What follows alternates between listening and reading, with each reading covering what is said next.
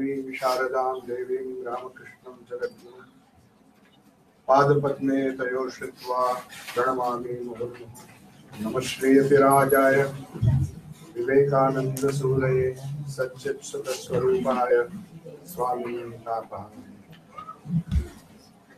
Revered Swami Bodhisaranji Maharaj, Revered Swami Vivekananda Maharaj, Revered Swami Sarvalokananda Maharaj, Revered Swami Purnanand Maharaj, and all the devotees who have come from UK and from Ireland. It's a historic day and I'm very glad to be part of it. Thanks to the kind invitation of Revered Swami Purnanandji, who has done a marvelous job. The topic which I am supposed to speak on, maybe I'll begin with a personal note. One of the first books which inspired me, or maybe which I read on Swami Vivekananda, was The Master as I Saw Him by Margaret Noble or Sister Nivedita.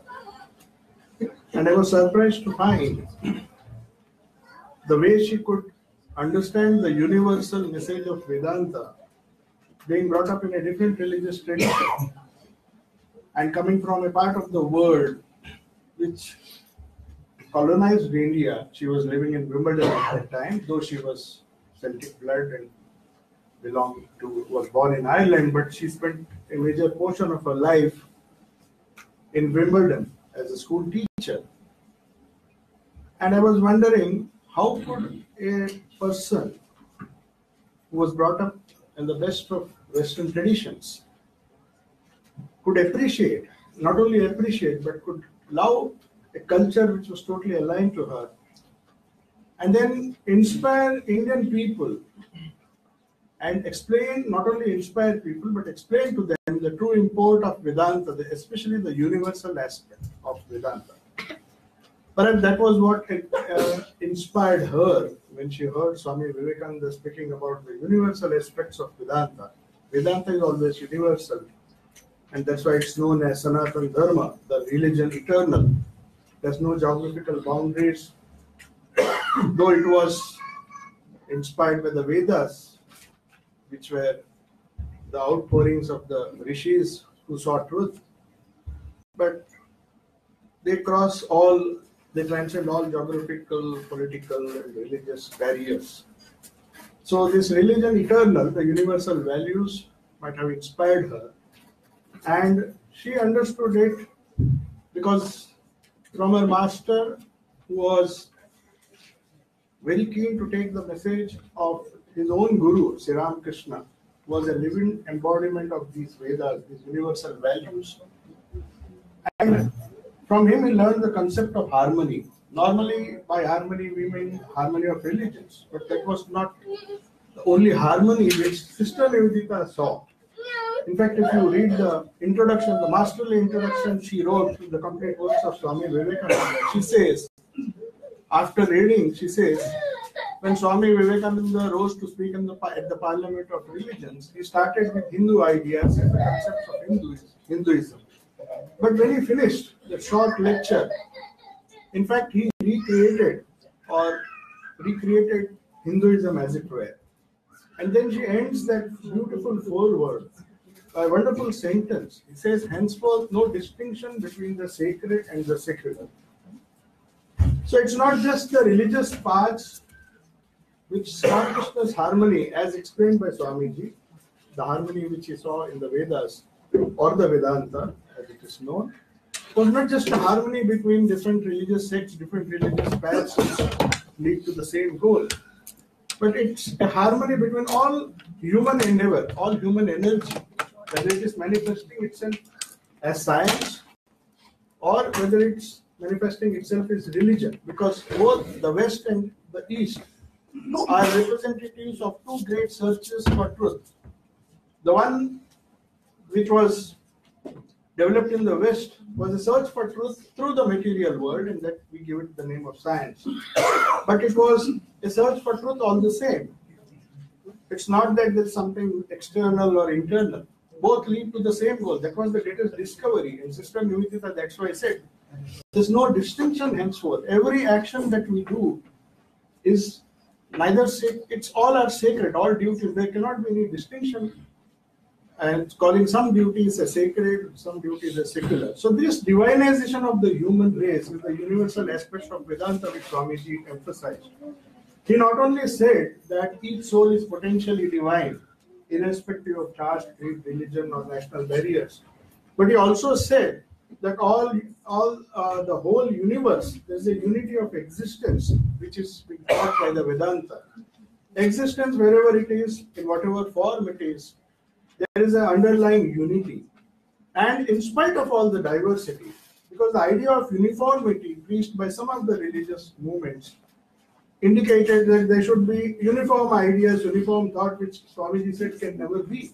But he learned from his master that there is an essential need for diversity. You cannot do away with diversity. Diversity has to be there. But then trying to find unity amidst this diversity is the challenge which Vedanta solves. It's a question that Vedanta solves so beautifully, trying to bridge the gap between the sacred and the secular, between science and spirituality, so that all human endeavor are not only a quest for the search of truth, but maybe it's, as Swamiji said, it's like traveling from a lower truth to a higher truth. But all are after the same quest, and that's the great harmony, universal harmony, which Swami Vivekananda wanted, and which he learned from his great master, which he learned from Vedanta, and as interpreted by the wonderful life of Sri Ramakrishna. So you saw in universal harmony, Roma Rolla puts it beautifully. These twin souls, Sri Ramakrishna and Swami Vivekananda, the splendid symphony of the universal soul. These are the words he used. I don't know how he has expressed it in French. But in English, these twin souls, Sri Ramakrishna and Swami Vivekananda, represent the universal, the symphony of the universal souls. It's a beautiful word which he has used. And that's why it attracts all people irrespective of their caste, creed and religion. And I'm very happy that this part of, because Sister Nivedita's contribution, as many things have been Maharaj's told you about Sister Nivedita, but her contribution, she wanted India to spread this universal message, the Indians to spread the universal message of Vedanta all over the world, and that's why she wanted that there should be some kind of material development also.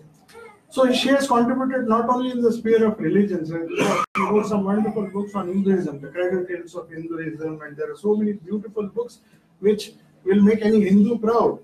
And it's very surprising that how could she understand the gist. Of course, she had a lot of conversation with the disciples of Holy Mother Sri Sharda Devi, the women disciples of Sri Ramakrishna, and also some of the monks, and also her travels with Swami Vivekananda all over India. So she got many thoughts, but in such a short time, she could understand the true depth and the true importance of these wonderful culture, the spiritual and cultural heritage of India. So this universal aspect of Vedanta inspired her, and Swami Vivekananda once mentioned, once Sister Nivedita asked Swamiji why he did not preach his master, or maybe why he did not preach certain ritualistic aspects of Hinduism, like Kali Puja and some other rituals, which are very popular in India. So he said, Kali Puja or maybe many other rituals may be my personal fad, but I never preach anything which is not universal. I only preached what is good for universal humanity. So he could select those portions of Vedanta which can be applicable to all the different religious traditions of the world, as his master did, and without disturbing or with maintaining that diversity. That's the very important part of the harmony of religions, which Sri Ramakrishna said. You don't have to disturb the harmony. A Hindu has to be a good Hindu, a Muslim has to be a good Muslim, a Christian has to be a good Christian, and keeping this diversity intact, it's possible to live together in harmony. That's what Vedanta teaches. So it's a wonderful opportunity. Centers have been started in many of the countries which are open to this kind of appreciation. These days, if you see in America, the statistics say a lot of people are uh, consider themselves atheists for the simple reason that they're disillusioned by the capacity of religions to do any good, but because they perhaps not understand religion properly. But if we see the explanation given, the universal values which are taught by Vedanta, and also if they are applied to all the different religions of the world, we may find a world where one can, by practicing his or her own religion, trying to understand the universal principles underlying their own religion. One does not have to give up one's religion or religious faith. But if one is sincere, as Sri Ramakrishna showed, one is keen to find truth, whether it is through the medium of his own religion, own religious sect, or even through the medium of science. Even there were great, the search after truth which we find in science is not less important than the search after truth for spirituality. That's what Swamiji said. A sincere person, if he goes to his search after truth through the medium of science, also can lead him to the same goal, provided it is very sincere. So this unity of existence, which is a fundamental tenet of the Vedanta, Sarvam Khalu Vidam Brahma, that idea, if it is applied to the modern world, when we are becoming increasingly global, and these days there's a confluence of so many wonderful ideas. Swamiji once said, three great civilizations have contributed to the world culture. One is the Greek culture. First is the Roman culture, which gave politics and administration to the entire world. It was the Romans which taught us the principles of democracy and principles of so many things. And these principles are applied in different nations in different ways. The systems may be different, but politics and administration was the specialization of the great Roman culture. So Swamiji says three great cultures have merged to form the world as we know, the global civilization which we see now. It's a confluence of these three great cultures. Everybody had something to give to the world. The second great culture which has contributed a lot was the Greek civilization, which he said gave us art, science, and technology. The basis of the Greek, that's the Greek contribution to the entire world. But then he said India also had its own share, which he gave out to the world, and that was spirituality. And so he said a great confluence of these three great cultures will unite the East and West, irrespective of the political boundaries, if we understand properly. And if we try to understand it properly through the life and message, great life and message of Sri Ramakrishna, Ma Sharda Devi, and Swami Vivekananda, and then also some of the disciples like Sister Nivedita, who took up her master's message. And not only, there are so many other fields, the field of science and technology. India was desperately seeking some kind of material development, and that's why she inspired Jamshedji Tata, who was earlier inspired by Swami Vivekananda, and even after the passing away, after the Mahasamadhi of Swami Vivekananda, she sought the dream project of industrialization of India took place, because to bring her out of poverty, because Swamiji knew that apart from spiritual and cultural wealth, India also needs some kind of economic, socio-economic development. Without that true practice of religion, there cannot be religion on empty stomachs. So this particular mission of Swami Vivekananda was very dear to Sister Nivedita. So she tried her best and tried to support Jamshedji Tata to start the famous Indian Institute of Science. You know that story, it's there in the biography. Then she inspired Rabindranath Tagore, and Indian poetry was and literature were recognized all over the world. Then she inspired a lot of artists, painters, sculptors, and then especially in the field of history, because Swamiji believed that a race or nation which does not pride themselves and do not have a pride about their own history, they can never become great. So she wanted Indians to write history books themselves, so that one can imbibe a sense of patriotism. The great achievements which were made by our forefathers. So she helped a lot of historians like Jadunath Sarkar to write inspiring history, not just a account of the different kings and the battles as was popularly written in those days, because all our history books were written by people who never understood the true spiritual and cultural heritage. So she wanted Indians, young Indians, to come forward and other people. So she even taught our historians how to write inspiring histories, which reflected the wonderful cultural and spiritual heritage, not just the events, the historical events as they took place. So her contribution, I'm very happy that we finally have a center thanks to the efforts of Swami Purnanandaji and all the group of devotees here. I'm sure she will be more well known in this part of, in the country of her birth, and also in England. We wish to do something to perpetuate her memory. We're planning a statue in Wimbledon. I hope it materializes so that more people come to know about this wonderful confluence of East and the West, which you see in the life of Sister Nivedita. It's a wonderful confluence.